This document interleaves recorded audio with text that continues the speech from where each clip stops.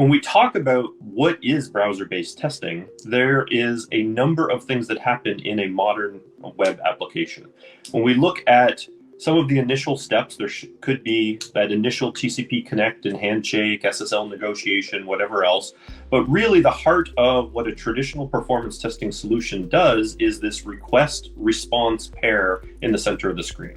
And this is the protocol-based script sending an HTTP request to the web server, asking for a web page or some other HTML content or an API call, whatever it happens to be. The server receives that request, processes it, and then replies with the appropriate content. And that's the response that comes back. And when that response barrier ends, that's really where most of the timers stop in a lot of traditional performance testing solutions. And that gives us what we call transaction response time. How long did it take to transact with the server?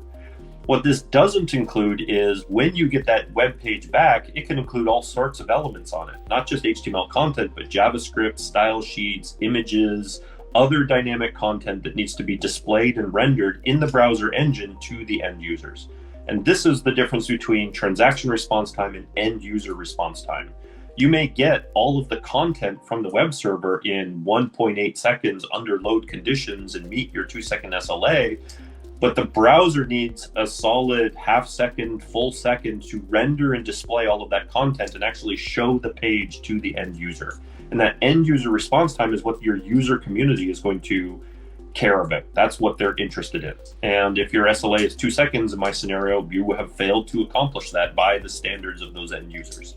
And this is what we get with browser-based testing.